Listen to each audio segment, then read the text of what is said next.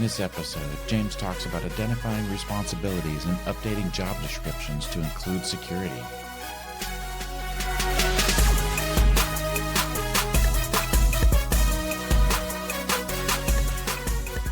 Tackling the challenge to integrate security into the development process? Looking for insights, answers, and practical solutions to avoid getting overwhelmed? Welcome to the DevelopSec podcast, where our focus is your success in securing and improving development processes. And here is your host, James Jardine. Hey everyone, welcome to this episode of the DevelopSec podcast, where I want to talk about an approach to help drive the adoption of secure development. This isn't new. As a matter of fact, I started doing this when I was a dev manager back in 2011 on a very limited basis. So what's our current approach? Currently, we've designed that a non-development group is responsible for securing our applications. Whether that's the DevSecOps group, the application security group, or some other non-development group, we've yet to really put a foot down to say that the responsibility of secure applications is on the very teams that create those applications. So we currently have a group tasked with building applications and another group, often with limited access, that can't actually make any updates to the code or anything like that, tasked with making sure that the applications are actually secure. Guess what we've learned over the last few decades? It doesn't work. We can get some gains, but it is a painful process that is full of holes. So where can we go from here? What are our next steps? Well, I think there's two things that we can really look at to have a bit of a dramatic effect, but it's not going to be easy at first, and it's going to take a little bit of time to start merging it through. But I would also like to say I think that we're already starting to get there a little bit. So what are the two things? First, we need to stop dancing around the topic of the development teams being responsible for building secure applications. I get it. The security industry has been built on the concept that you don't have to do anything. We'll secure your applications for you. As I stated earlier, this just doesn't work. Unfortunately, at every level, everyone is too afraid to stand up and say, this is your responsibility to the product teams. We have to say that part of the cost of creating an application is making sure that it has reasonable security from the ground up. You may hear things like shift left, start left, shift right, shift smart. All of it really is about trying to make sure that we have security built in to the application and we're not bolting it on later on, because that's where we find that it never works. So let's consider some of the costs associated with many of the applications that we build today. First, we have security tooling. There's lots of tools available out there to help perform some automated testing of applications, whether that's static analysis, dynamic analysis, interactive analysis, right? All these things, your SAS, your DAS, your IaaS, just a few that all have some sort of different level of cost to them, not just from the actual cost of the software, but just importantly, the cost to implement and maintain those tools. I can't just have a tool sitting out there and it works, right? You have to kind of maintain it this whole time, and there's a cost to that. So making sure that we have that. So we want to consider that cost. We also have professional testing requirements. So penetration testing, ethical hacking, maybe bug bounties. Many applications require some form of third-party penetration testing on an annual basis, if not an annual, at least, semi-regularly basis that's going to occur. Not only can a penetration test be expensive, it also requires time allocations for both performing the test and addressing any findings found during the test.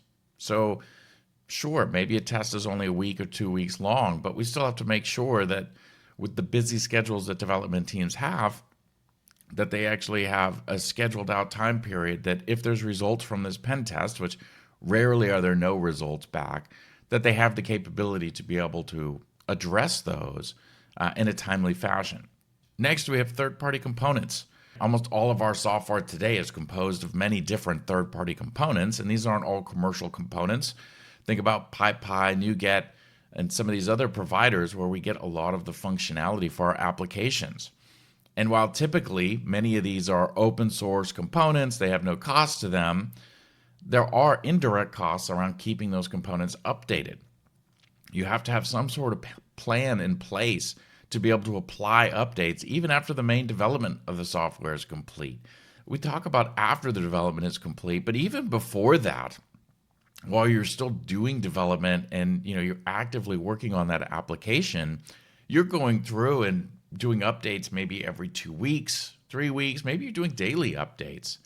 But how often are these components getting updated? And usually there's a lot of components within an application, especially a large application, that we need to make sure that we're keeping those up to date, because one of the biggest downsides with the third-party components and even the framework itself is that if you don't keep it up to date, the more times you miss that window, the harder it is to keep it up to date.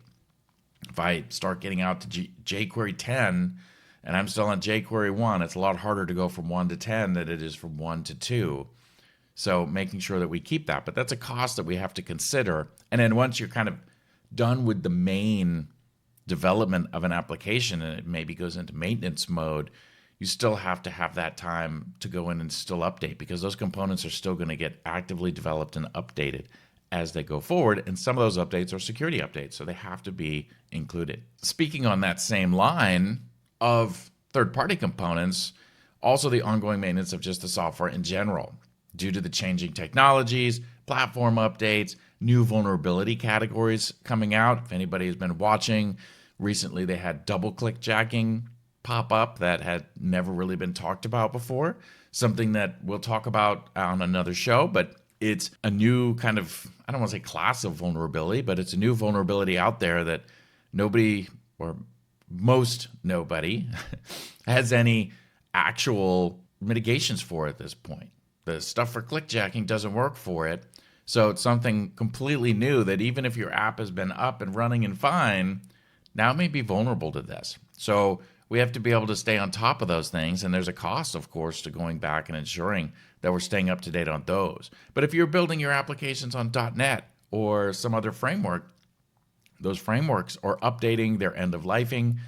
All that stuff has to be considered when you're looking at the applications and its security to make sure that we are getting that all handled, that we're not still sitting out there on .NET 2.0 20 years after it's already been end-of-lifed, and trying to get to the next version is going to be much more difficult.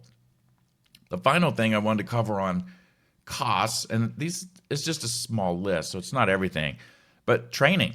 So there's always new types of risks that may pop up. The double-click jacking is a good example. And also, there's a lot of stuff just in the security realm to understand. So it's important that developers and product teams understand these different vectors to mitigate them. And there's a cost to being able to, one, obtain that new knowledge, and then two, to share it with the team and make sure that it's understood across the members that need to know it.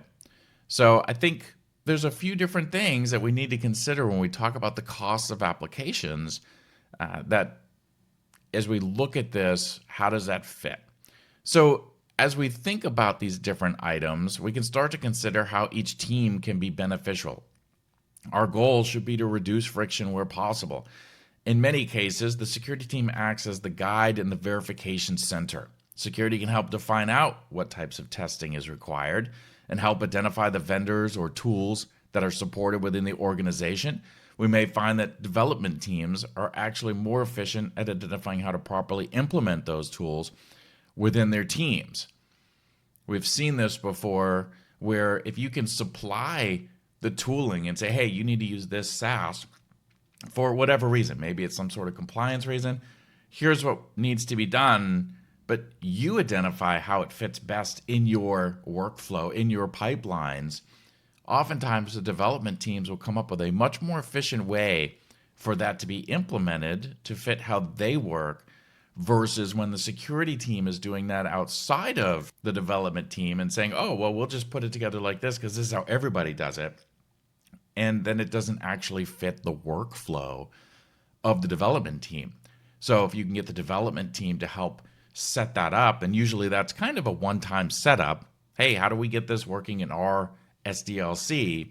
It's going to help reduce that friction.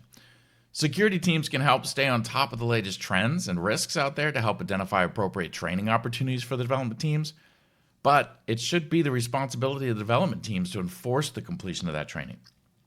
And finally, as the development teams are given the capabilities to execute the needed security requirements, the security team is there to help verify that the required tasks are being properly completed and provide guidance when needed.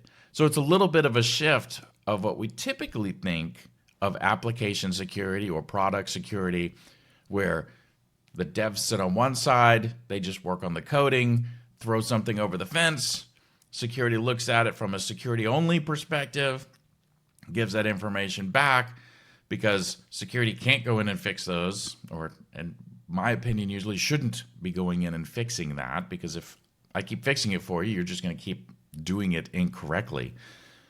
But we get that back and forth, and that doesn't really work that well. But if you can let the teams do what they're best at, the development teams doing the development, and the security teams going out there and finding what are the biggest risks and identifying that information, that's going to be a much better use. And then they provide that back to the development teams, and then the development teams understand, hey, this is how we can now implement this information that's being provided for us. And that gets us away from that need for the development team to spend a whole bunch of time trying to research new risks, new vulnerabilities, even sometimes mitigations, because the security team can dig into that and be able to provide back. Here's the risk. Here's some ways that the way we develop our applications, we could look at resolving this risk. Now let's work through of how we can go ahead and do that. But we can't stop there. Just identifying the responsible party would do no more good than what we have now, as we are starting to see the shift slowly starting to happen. So what's the second thing we need to do? I think the second thing, and this is important, is we need the development community to realize that secure development concepts are required for jobs, just like the experience with Agile, object-oriented programming, test-driven development, and understanding their current frameworks. I quickly browsed a few software engineering jobs on LinkedIn the other day. Not one of them had a mention of security in them. Even when they mentioned building quality software, none mentioned building secure software. And we can argue that, secure software is quality software, or vice versa, right? Security is part of quality when we look at that. But we have to get to the point where we are requiring our new developers that we're onboarding to have some secure development experience and understanding. We've fallen into this trap where it is the security team's job to provide training to our developers on secure development. This is at a company level, where not all companies do it, so it's not across the board. This training is seen as a burden, both from the security side of creating it and the dev side of taking it. It is seen as something that security wants you to do because of some compliance requirement, rather than something that should already be done as part of the general development role. This isn't a ploy to get rid of the security team. Instead, it is a direction that is needed to be taken to scale our capabilities. The security team can't secure your applications. It's just not possible. The security team can help reduce some of the risk by adding in some controls, but it will never be as effective as the development organization building with security in mind. If we actually want to see the security needle move within application development, we need the people building applications to step up and take on the challenge. Otherwise, we'll just keep doing what we're doing, which clearly is missing the mark.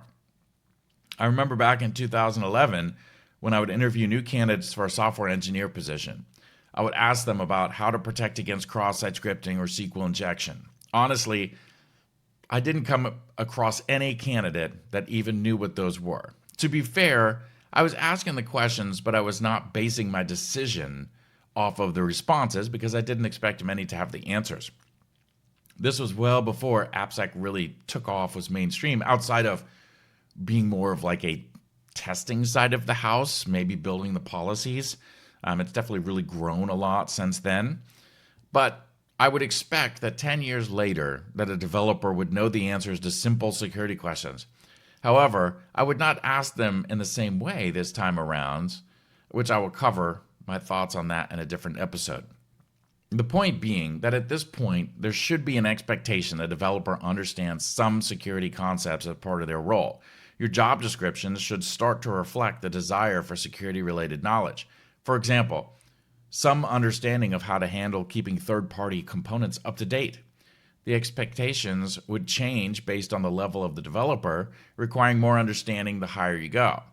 I plan to talk more about this in an entire other episode. I've met quite a few developers that have a pretty sound security understanding.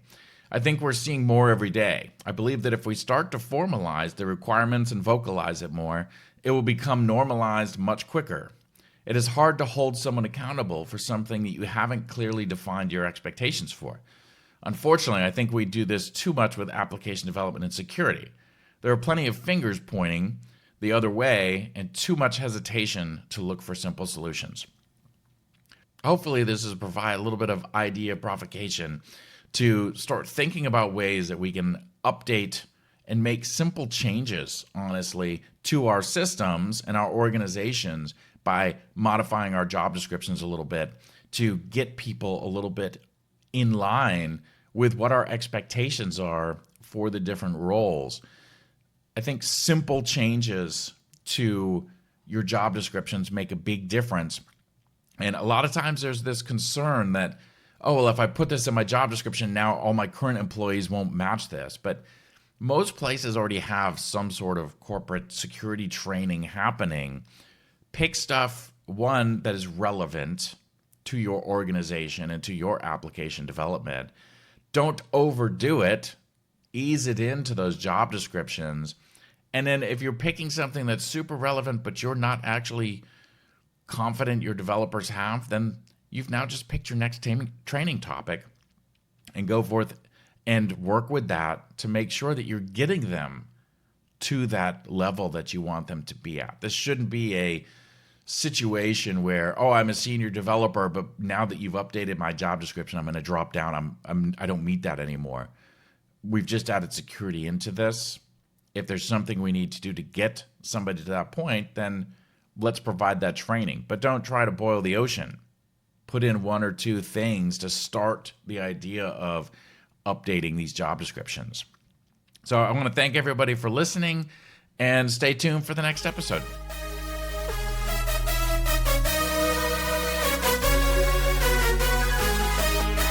You have been listening to the DevelopSec podcast with James Jardine. To find out more about how we can help you with application security, follow us on Twitter @DevelopSec or check out our website at www.developsec.com.